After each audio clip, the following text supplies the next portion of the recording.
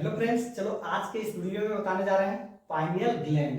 देखो, ये जो होता है ये ब्रेन का सबसे निचला वाला हिस्सा में प्रेजेंट होता है। ठीक है, तो ब्रेन का एग्जैक्ट डायग्राम नहीं है, लेकिन यहाँ पे लोकेशन को समझाने की कोशिश कर रहे हैं।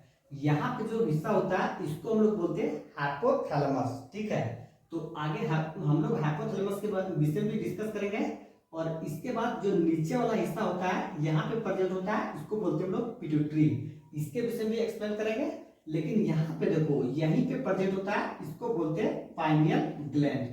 ठीक है, तो इसी पाइनियल ग्लैंड के विषय में हम लोग एक्सप्लेन करेंगे।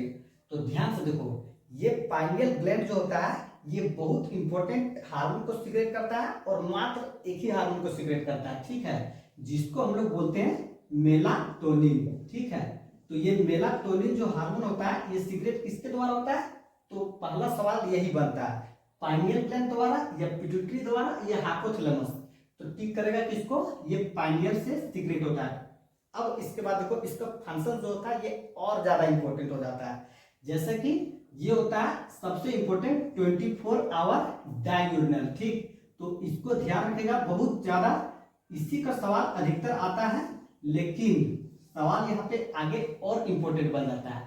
ये इसको तो रेगुलेट करता ही है, जो कहलाता क्या है 24 आवर डाययूरेनल के बाद स्लीप वेक साइकिल। ठीक, अब इसके बाद जो होता है यहाँ पे आता है बहुत इंपॉर्टेंट, जिसको हम लोग बोलते हैं टेम्परेचर।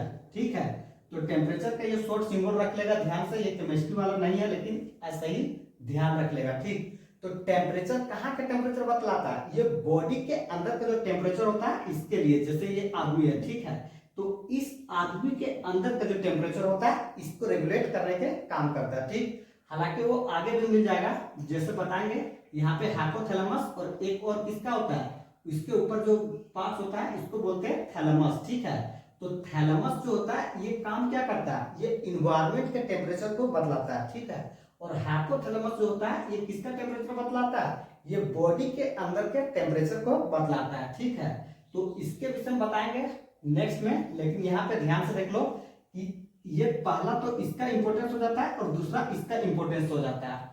अब लोग जो होता है इतना ही में इसको स्किप कर देता है, लेकिन थोड़ा सा इसको और बेटर तरीका से समझेगा तो कहने का मतलब ये है कि आप किसी भी चीज को 360 व्यू बना करके कोशिश करते हैं तो आपको करना क्या पड़ता है? देखो यहाँ से ध्यान से, इसको आप ऐसे बनाओ। ठीक है, तो इस तरह से हम लोग अगर पूरा बना लेते हैं तो ये बनता क्या है? ये बन जाता है 360 डिग्री का एंगल। अब जब 360 डिग्री का एंगल बन जाता है तो उसमें होता क्या, सवाल कहीं से भी छूटना नहीं चाहिए। तो ये यहीं तक इसको अधिकतर पढ़ता है, उसके बाद स्किप करता है। तो देखो इसके आगे समझना क्या है, तो वहां पे लिखा हुआ रहेगा इन एडिशंस। ठीक है, तो यहाँ पूरा लिखेंगे नहीं।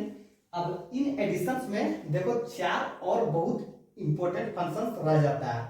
जैसे कि यहाँ पे सबसे पहला नंबर पे है मेटाबॉलिज्म। ठीक है, तो मेटाबॉलिज्म जो होता है इसको कहने का मतलब होता क्या? तो मेटाबॉलिज्म को समझो ऐसे, कोई भी चीज, जैसे कि ध्यान से देखो वाटर है। ठीक है, H2 प्लस O2, ये दोनों मिलकर के क्या बन जाता है? वाटर बन जाता है। तो अगर कोई भी चीज बन जाएगा, ठीक है, तो इसको हम लोग क्या बोलेंगे? इसको बोलते हैं हम लोग एनाबॉलिज्म। ठीक है, और कोई भी बना हुआ चीज को हम लोग तोड़ेंगे तो इसको क्या बोलेंगे? कैटाबॉलिज्म। तो एनाबॉलिज्म, कैटाबॉलिज्म ये सब बताएंगे जब बायोलॉजी का चैप्टर पढ़ाएंगे डाइजेस्टिव सिस्टम तब, क्योंकि हम लोग फूड को ले जाते हैं तो फूड क्या होता है? छोटा छोटा टुकड़ा में कन्वर्ट हो जाता है। तो इस चीज को एक्सप्लेन करेंगे तो वहीं पे बताएंगे पूरा अच्छे से। यहाँ पे बस इतना ही ध्यान रखो कि मेटाबॉलिज्म क्या होता है, अब इससे ज्यादा समझने का जरूरत है नहीं।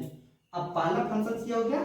दूसरा नंबर पे देखो, ये हो जाता है मेंस्ट्रुएशन साइकिल। ठीक है, एमसी यहाँ पे लिखते हैं। अब मेंस्ट्रुएशन साइकिल का कहने का मतलब है कि ये सभी के लिए पॉसिबल नहीं हो सकता है। ये सिर्फ किसके लिए पॉसिबल हो सकता है? जो फीमेल है इसी के लिए है, मेल में ये पॉसिबल नहीं है। ठीक है, तो मेंस्ट्रुएशन साइकिल इसको भी पूरा से एक्सप्लेन करेंगे जब फीमेल रिप्रोडक्टिव सिस्टम पढ़ाएंगे उस समय। ठीक है, तो यहाँ पे केवल इसको ध्यान रखो। अब इसके बाद तीसरा इंपॉर्टेंट देखो, जब यहाँ पे आता है ये दोनों का रोल तो तीसरा आ जाता है डिफेंस मैकेनिज्म। ठीक है, तो डिफेंस का मतलब है कि ये किसी भी चीज को लड़ाई करने का जो क्षमता होता है, जब लड़ाई करने के बाद आएगा तो हमारे पास कंडीशंस कैसा होता है? एक जो होता है बहुत गुस्सा का जो होता है फेस अलग दिखता है, और बहुत इमोशनल जो फेस होता है इसका भी ग्रुप बहुत अलग होता है, ठीक है।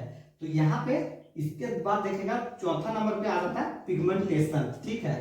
तो इस तरह से यहाँ पे जो था ये क्या हो जाता है, ये इंपॉर्टेंट हो जाता है और इसको इस तरह से इंटरकनेक्ट करके पढ़ना चाहिए, ठीक है। अब देखो थोड़ा सा हम एक्सप्लेन करते हैं जो कि कहलाता कौन सा है, तो एक है हाइपोथैलेमस और दूसरा जो है इसको बोलते हैं पिट्यूटरी ग्लैंड। तो पिट्यूटरी ग्लैंड को देखो यहाँ पे इसको ऑरली समझाते हैं, ठीक है।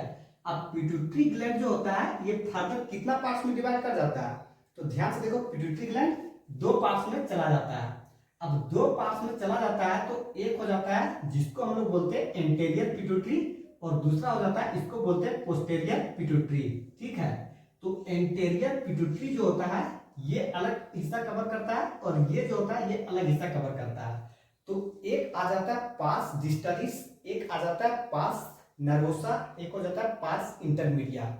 तो पास इंटरमीडिया जो होता है ये सिर्फ एक हार्मोन को सीक्रेट करता है, ठीक है। और इसके बाद पास डिस्टलिस जो होता है ये बहुत सारा हार्मोन को सीक्रेट करता है, 6 हार्मोन को सीक्रेट करता है। और इसके बाद सबसे लास्ट नंबर पे जो होता है इसको बोलते हैं पास नर्वोसा, ठीक है, जो कि 2 हार्मोन को सीक्रेट करता है। तो ध्यान से देखो एक हार्मोन को जो सीक्रेट करता है इसको बोलते हैं मेलानोसाइट स्टिमुलेटिंग हार्मोन और यहाँ पे जो 2 हार्मोन को सीक्रेट करता है इसको बोलते हैं हम लोग ऑक्सीटोसिन, वैसोप्रेसिन, एडीएच जिसको बोलते हैं एंटी डायबिटिक हार्मोन। और इसमें देखो तो इसका जो है ये ज्यादा सीक्रेशन हो जाता है, एक हो जाता है ग्रोथ हार्मोन, दूसरा हो जाता है एलएच, तीसरा हो जाता है एफएसएच, चौथा हो जाता है थायराइड स्टिमुलेटिंग हार्मोन, पांचवा हो जाता है एसीटीएच और छठा हो जाता है प्रोलैक्टिन, ठीक है। तो यहाँ पे अगर फंक्शन को डिस्कस करेंगे तो ये बहुत ज्यादा लंबा हो जाएगा, ठीक। तो इसको हम लोग फंक्शन को डिस्कस नहीं करते हैं लेकिन बेसिक बता देते हैं जो कि नेक्स्ट वीडियो में डिस्कस करेंगे, ठीक। यहाँ पे देखो ये हाइपोथैलेमस जो होता है, हाइपोथैलेमस बेसिकली 2 हार्मोन को रिलीज करता है, एक हो जाता है जीएनआरएच जिसको बोलते हैं गोनेडोट्रोपिन रिलीजिंग हार्मोन और दूसरा जो होता है इसको बोलते हैं सोमैटोस्टैटिन। तो इसके विषय में पूरा अच्छे से बताएंगे जब हम सिर्फ स्कल के विषय में बात करेंगे, ये ऊपर से कौन कौन सा हार्मोन रिलीज होता है, ठीक। तो यहाँ पे देखो हार्मोन वाला एक पूरा अच्छे से ग्राफ बताते हैं, ठीक है, कहाँ कहाँ से हार्मोन आता है। तो यहाँ से देखेगा तो 3 तो ऊपर से आ गया, यहाँ पे प्रेजेंट होता है इसको बोलते हैं थायराइड ग्लैंड, ठीक है। और इसी के जस्ट नीचे होता है इसको बोलते हैं पाराथायराइड ग्लैंड, ठीक है। और इसी के जस्ट यहाँ पे होता है इसको बोलते हैं हम लोग थाइमस, ठीक है।